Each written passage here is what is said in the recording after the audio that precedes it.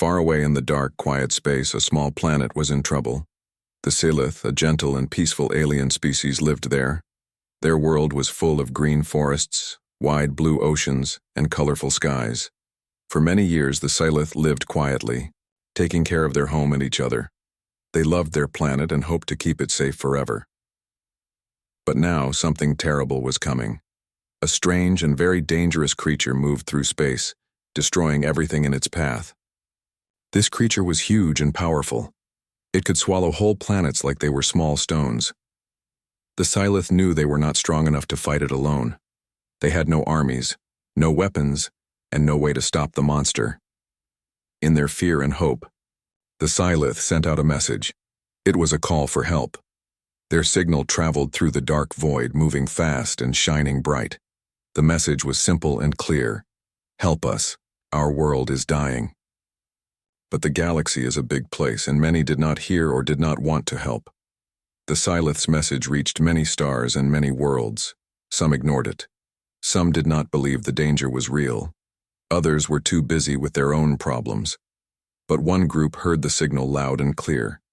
These were the Deathworlders, humans who had learned to survive on the most dangerous and deadly planets. They were known across space for being tough, strong, and ready for any fight. The Deathworlders did not send a message back.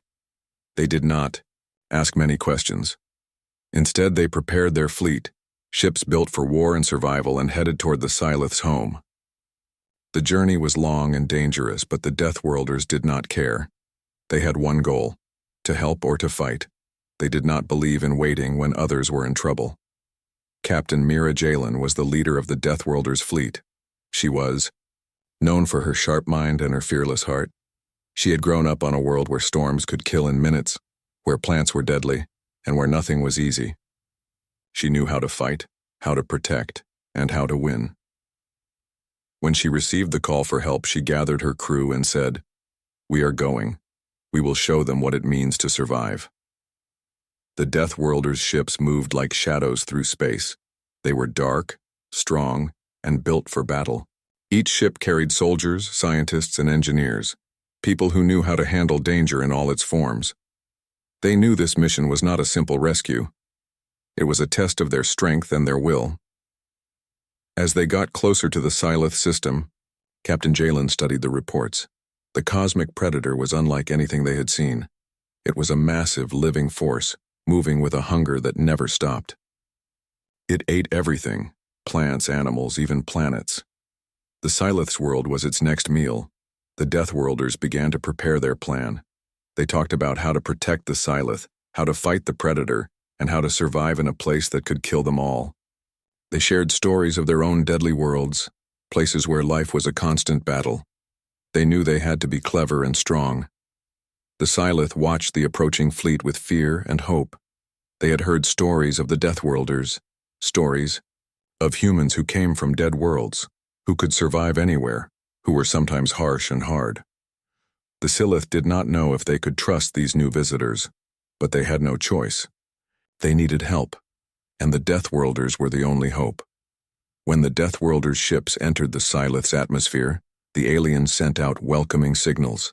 They showed their peaceful nature and asked for help in return for friendship.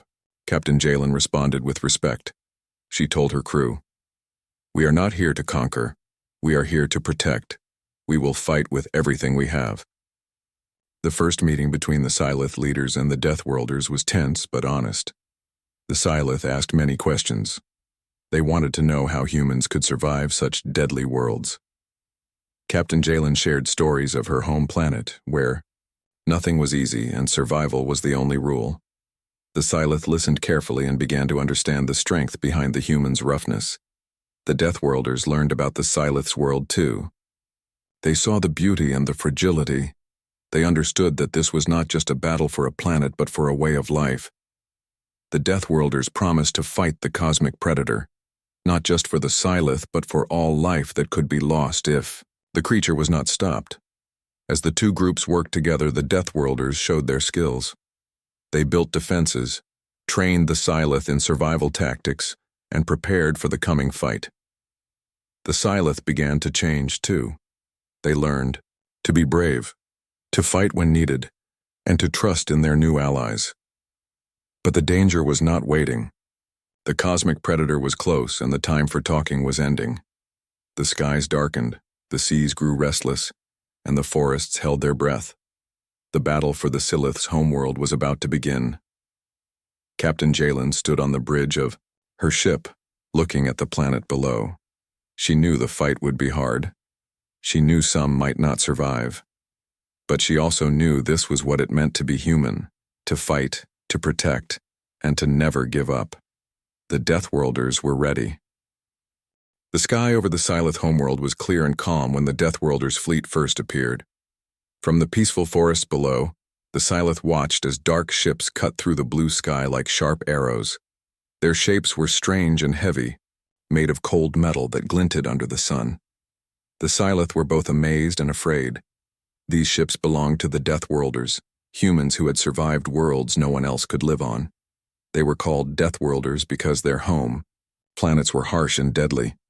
They knew how to fight and survive when everything was against them, but to the Silith, the Deathworlders seemed like warriors from a story, strong and mysterious. Captain Mira Jalen stood on the bridge of the lead ship, ironclad. She watched the planet grow larger on the screens before her. The green forests and blue oceans looked peaceful, but she knew danger was near. The cosmic predator was still out there waiting.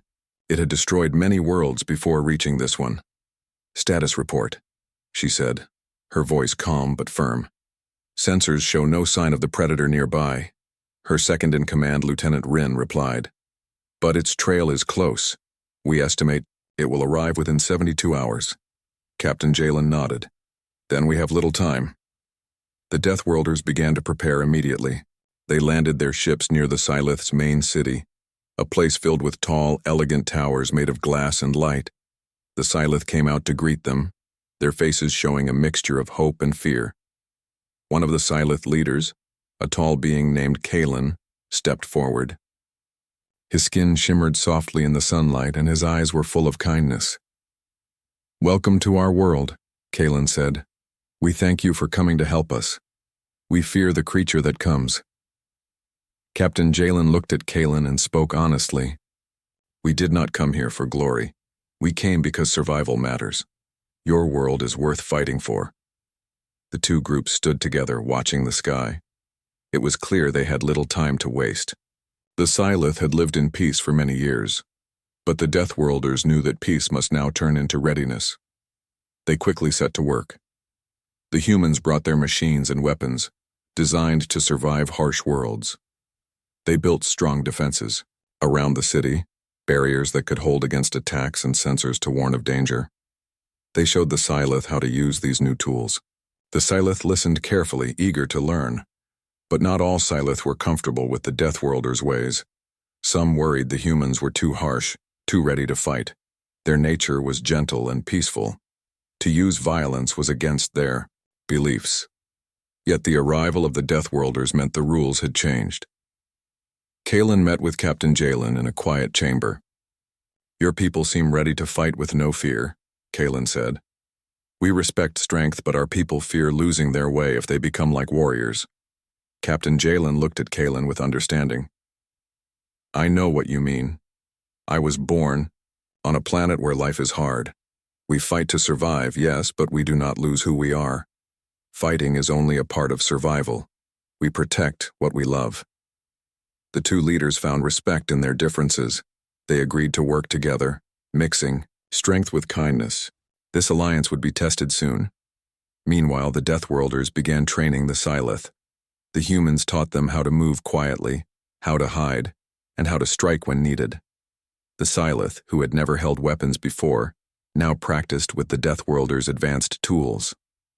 Some were quick learners, others struggled, but all felt the weight of what was coming.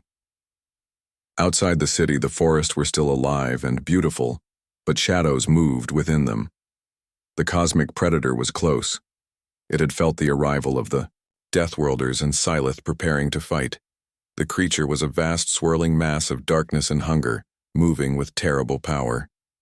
In the Ironclad's command room, Captain Jalen and her officers studied the predator's movements. "It hunts by sensing energy," Lieutenant Rin explained. It is attracted to life, but it also senses fear. Then we must be calm, Captain Jalen said. We cannot let it know we fear. The humans set a plan. They would use the Silith's knowledge of their forests and the Deathworlders' strength and tactics. They decided to lure the predator into a trap, using the terrain to their advantage. The Silith could move quietly through the woods, guiding the creature toward the Deathworlders' defenses. Days passed with tension in the air. The Silith watched the skies nervously, and the Deathworlders prepared weapons and shields. Captain Jalen walked among the Silith people, seeing their mix of hope and fear. She spoke to many, sharing stories of her own world and the strength of humans who had survived impossible odds. One young Silith named Lyra stood beside her, eyes bright with curiosity. How do you keep courage when everything seems lost? Lyra asked. Captain Jalen smiled. Courage is not about not feeling fear. It is about fighting even when you are afraid. We humans believe that life is worth any risk. Lyra nodded, feeling a new strength inside her. Then the warning alarms sounded. Sensors picked up the predator's approach. The huge creature was coming fast, its dark shape blocking out stars as it moved closer to the planet. The time to fight had arrived. The Deathworlders and Silith stood side by side, ready to face the monster. Captain Jalen looked at her crew, then at the Silith leaders. This is our fight. We will protect this world. Together. The sky darkened as the predator's shadow grew. The peaceful Silith planet was about to become a battlefield. But the Deathworlders had arrived, bringing strength, hope, and the will to survive. The battle for the Silith's home had begun. The peaceful Silith were not used to war. Their lives had been filled with music, art, and gentle care for their world. But now, they faced a threat unlike anything they had ever seen. The cosmic predator was a force of destruction, and the Deathworlders were their only chance for survival. At first, the Silith found it hard to trust the humans. The Deathworlders were rough and direct. Their ways were harsh, and they spoke of battles and blood as if it were normal. To the Silith, this was frightening. They worried the humans would change them, make them less peaceful. One evening, Kalen, the Silith leader, met with Captain Mira Jalen again. The sky was dark and stars shone softly above them. Kalen spoke carefully. Your people fight with strength, but our people seek peace. How can we find a way to be together without losing who we are?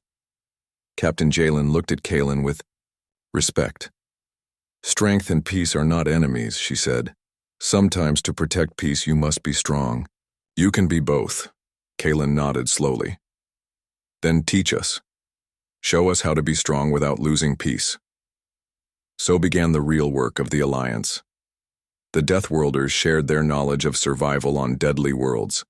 They taught the Silith how to move silently, how to build traps, and how to fight without losing control. They showed them how to use weapons that could protect without causing unnecessary harm. The Silith, in turn, taught the humans about their world, about the plants that could heal, the creatures that could sense danger, and the ways to live in balance with nature. The humans listened and learned. Slowly, two very different peoples began to understand each other. Training was hard for the Silith. Many had never held a weapon or faced danger so directly, but the fear of losing their home gave them courage. Young Lyra, who had asked Captain Jalen about courage, now trained every day. She learned to aim with a simple weapon called a pulse rifle and to move quietly through the trees. One day, while training in the forest, Lyra and a small group of Silith stumbled on a sign of the predator, crushed trees and strange tracks. Fear raced through the group, but Lyra stood tall. We are not alone, she said. We will protect our home. Back in the city, the Deathworlders worked with their advanced technology to build strong defenses. Their ships formed a shield in the skies, ready to fight if the predator came near. On the ground, they placed sensors to detect movement and set up safe zones for the Silith to retreat if needed. Despite their efforts, the tension grew. Some Silith still worried about what would happen after the fight. Would the Deathworlders stay? Would they take over? Kalen spoke to his people honestly. We must trust. If we do not, we lose before the battle begins. The Deathworlders understood this fear. Captain Jalen made it clear to her crew that this was not a conquest. "We fight to protect, not to own," she said. "The Sylith are friends, and we respect their home." As days passed, the alliance grew stronger. The Sylith showed bravery beyond what the humans expected. The Deathworlders learned patience and care from the Sylith's peaceful ways. Both sides changed. Then the cosmic predator struck. It moved fast, its huge form covering the sky like a storm. Trees shook, animals fled, and the air grew cold and heavy. The Sylith's peaceful world was no longer safe. The Deathworlders and Sylith stood together, facing the terrible force. Captain Jalen gave orders calmly. "Hold your ground. Use what you've learned. Protect each other." The battle was fierce. The Predator used dark energy that burned and crushed. The Deathworlders fired their weapons with skill and power, striking at the creature's weak spots. The Sylith fought bravely, using traps and their knowledge of the land to slow the monster. Lyra moved through the forest with a small team, setting traps and guiding the Predator toward the Deathworlders' defenses. She felt fear, but also a fierce pride. This was her home and she would protect it. Hours passed like minutes. The fight was long and hard. The cosmic Predator was strong, but the alliance was stronger. The Deathworlders' weapons, combined with the Sylith's courage and knowledge, began to wear the creature down. At one point, the Predator caught a young Sylith scout. The Deathworlders acted quickly. Captain Jalen ordered a rescue mission. A group of soldiers raced into danger, fighting through the Predator's minions to save their friend. The mission was risky but successful. The scout was brought back safely. This act of courage united the two peoples even more. They saw they could trust each other with their lives. As night fell, the Predator retreated, injured, but not defeated. It disappeared into the dark space beyond the planet. The Sylith's home was safe for now. The Deathworlders and Sylith gathered to rest and recover. Captain Jalen spoke to the crowd. "Today, we showed what it means to fight together. This is only the beginning. We must be ready if the Predator returns." Kalen smiled, feeling hope he had not known before. "Your strength gave us courage. Our peace gave you reason to fight. Together we are stronger." Lyra stood beside Captain Jalen, feeling the weight of the battle and the hope for the future. She knew the fight was not over, but she also knew that with the Deathworlders by their side, the Sylith could face anything. The unlikely alliance had been tested, and it had survived. The dark sky above the Sylith world was heavy with tension. The cosmic Predator had fled, but it was far from defeated. Captain Mira Jalen knew that waiting was dangerous. The creature was still hunting, still hungry, and would soon return stronger. To protect the Sylith planet, they had to find the Predator's lair, and stop it there. "Lieutenant Rin," Captain Jalen said, standing on the bridge of the ironclad, "we need to track this beast before it can strike again. Prepare the fleet for a deep space search. We are going into the heart of the nebula." The crew moved quickly. The nebula was a dark cloud of gas and dust far from the Sylith system, a place where sensors struggled and danger lurked in every shadow. Many ships had been lost in that region before. But the Deathworlders were not afraid. They were born for the worst places in space. The Sylith, though frightened, agreed to join. They wanted to end the threat far from their home. Kalen met with Captain Jalen. "We will guide you through the nebula's edge," he said. "Our sensors have picked faint energy signals there. It might be the Predator's den." The ironclad led the fleet, a line of ships moving carefully, into the dark clouds. The nebula was strange and beautiful. Colored lights shimmered in the gas, but the beauty was deceptive. The gas could blind sensors, and the dust could hide enemies. As they moved deeper, strange noises filled the ships. Communication systems, echoes of something large and alive moving nearby. The Deathworlders stayed alert, using all their training to stay ready. Suddenly, the sensors picked up a massive shape ahead. The Predator. It rested in the center of the nebula, a swirling mass of dark energy and shadow. Its form was terrifying, constantly shifting, almost alive with hunger and rage. "Prepare for battle," Captain Jalen ordered. "This is our chance to end it." The fleet moved carefully, surrounding the Predator's lair. The Deathworlders used their special weapons, designed to work in extreme conditions. They fired pulse beams and energy nets, trying to weaken the creature's hold on the nebula. The cosmic Predator fought back fiercely. It sent out waves of dark energy that shook the ships. Some were damaged, but the crews stayed strong. The battle was unlike any fight they had ever seen. Part space war, part hunt. On the ground in the Sylith world, Lyra and a group of scouts waited anxiously for news. They had helped the fleet by sending signals and watching for any signs of the Predator's return. Lyra prayed for the fleet's success. Back in the nebula, the Deathworlders' tactics began to work. The creature's energy started to weaken. The fleet closed in, cutting off escape routes.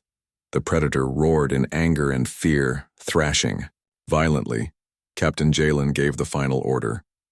"Deploy the traps." Special teams moved quickly, releasing advanced capture devices designed to contain dangerous creatures.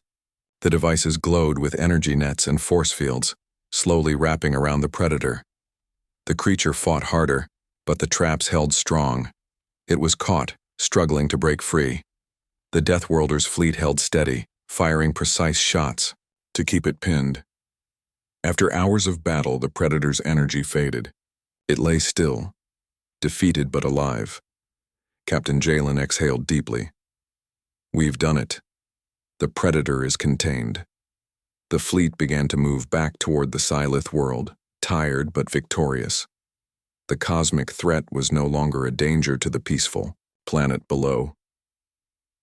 When the fleet arrived, the Sylith cheered. They had waited in fear, but now hope filled their hearts. Kalen thanked the Deathworlders for their bravery and skill. "We owe you our lives," Kalen said. "Without you, we would have lost everything." Captain Jalen shook his head. "We did this together. Your people fought bravely. The Predator would have won if not for all of us." Lyra approached the captain, her eyes shining with gratitude. "Thank you for teaching us to fight and for standing with us." Captain Jalen smiled. "You were never alone. You have strength inside you, and you will be ready for whatever comes next." The victory was sweet, but the leaders knew it was also a lesson. The galaxy was full of dangers, and survival required both strength and friendship. The Sylith and Deathworlders had formed a bond that would protect them in the dark times ahead. As the sun rose on the Sylith world, light returned to the forests and oceans. The planet began to heal. But far away in the nebula, the captured Predator waited, silent and watchful. The war was not over. It had only just begun. The captured cosmic Predator lay restrained inside a powerful energy cage aboard the ironclad. Its dark, swirling form pulsed weakly, but the creature was far from defeated. Captain Mira Jalen knew that holding it was only the first step. They needed a plan to destroy or contain the Predator permanently, before it could break free and threaten the Sylith world again. In the command room, the Deathworlders and Sylith leaders gathered. The room was filled with tension and determination. Kalen spoke first, his voice calm but firm. "Our people need to know this threat will not return. We cannot live in fear." Captain Jalen nodded. "Agreed, but the Predator is unlike anything we have faced before. We need to be smart." Lieutenant Rin laid out the options. "We could try to trap the Predator in a spatial anomaly. There is one near here, a place where space itself bends and twists. It might hold the creature forever." The room fell silent as everyone considered the risk.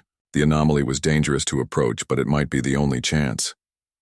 "Then we take the risk," Captain Jalen decided. "We'll lure the Predator there and lock it inside." The plan was risky but bold. The Deathworlders and Sylith worked together, preparing the fleet and the planet's defenses for what might be their final battle. Meanwhile, Lyra trained with other Sylith, readying them for support roles. Though not fighters like the Deathworlders, the Sylith understood they could help with healing, communications, and keeping morale strong. Days later, the Predator's cage weakened unexpectedly. Its energy pulsed wildly, and the creature tested the limits of its prison. "Captain, the Predator is trying to break free," Lieutenant Rin reported urgently. Captain Jalen stood. "We need to act now." The fleet moved out. The ironclad led the way, carrying the Predator toward the spatial anomaly. The journey was tense, the crew alert for any sign the creature might escape. As they approached the anomaly, space twisted. Around them, stars bent and light danced strangely. It was a place of chaos where normal rules no longer applied. The Predator sensed danger. It lashed out, sending waves of dark energy that shook the fleet. The Deathworlders fired back, protecting their ships and keeping the creature contained. Captain Jalen ordered the trap to be set. Specialized devices were launched into the heart of the anomaly. These devices created a powerful force field that could seal the Predator inside. The Predator fought with all its remaining strength. The battle was fierce and dangerous. Several ships were damaged, and some crew members were injured, but the Deathworlders did not give up. The Scythe sent healing teams to the injured, showing their new strength and unity. Finally, the force field locked into place. The Predator's dark energy slowed and then stopped. It was trapped inside the spatial anomaly, unable to escape or harm anyone. A cheer rose from the fleet. They had won. Back on the Scythe world, the news was met with relief and joy. The people celebrated, grateful for the courage and sacrifice of the Deathworlders and their own new warriors. Kalen spoke at a gathering. "Today we have not only saved our world, but also formed a bond that will last forever. Together we are stronger than any darkness." Captain Jalen stood beside him, proud and tired. "This fight showed us what it means to be human and what it means to be friends." Lyra looked at the two leaders, knowing this was a new beginning. The Scythe would never forget the Deathworlders' help, and the humans had found a home among the stars. Though the Predator was gone, the galaxy remained full of unknown dangers. But with their new alliance, the Scythe and Deathworlders were ready to face the future together. The first light of dawn stretched gently over the Scythe homeworld. After the long battle and the defeat of the cosmic Predator, the forests, rivers, and skies seemed to breathe again. Life was returning to its peaceful rhythm, but the memories of fear and war stayed alive in the hearts of all who had fought. Captain Mira Jalen stood on a high cliff overlooking the vast green forests. Beside her stood Kalen, the Scythe leader. Both looked at the rising sun with quiet hope. "We saved this world," Kalen said softly. "But the galaxy is not always kind. What will come next?" Captain Jalen smiled, a calm strength in her eyes. "Whatever comes, we will be ready. We've learned to fight together and, more importantly, to trust each other." The Scythe had changed. Their people were no longer just peaceful dreamers. They had become warriors of survival, understanding that kindness and strength could live side by side. Lyra, now a respected young leader among the Scythe, walked through the city square. Children played, and the sounds of laughter filled the air. The people were rebuilding, planting new trees and repairing homes damaged in the battle. Lyra stopped to watch a group of young Scythe practicing moves taught by the Deathworlders. Their weapons were light, designed to protect, not to harm unnecessarily.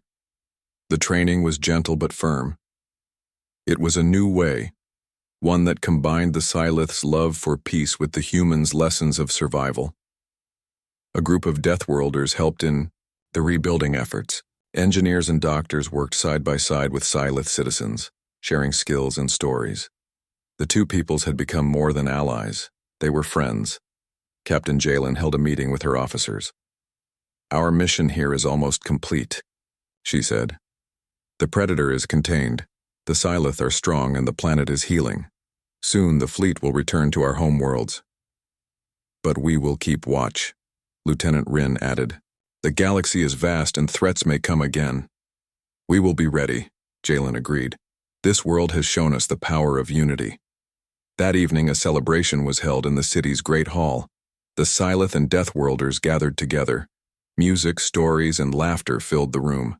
Kalen spoke to the crowd, Today we honor not only our victory but our friendship. The Deathworlders came when we needed them most. They showed us courage, and we showed them hope. Together, we are stronger. Captain Jalen stepped forward. This is not just the end of a battle. It is the start of a new journey, one where different worlds can stand together against any darkness. Lyra felt a warmth in her chest. She knew that her people had grown, and that the Deathworlders' presence would be remembered for generations. As the celebration went on, Captain Jalen took a quiet moment outside. The stars shone bright above, reminding her of the many worlds still waiting in the vast universe. She thought about the future, about the battles yet to come, the friends yet to meet, and the strength of humanity.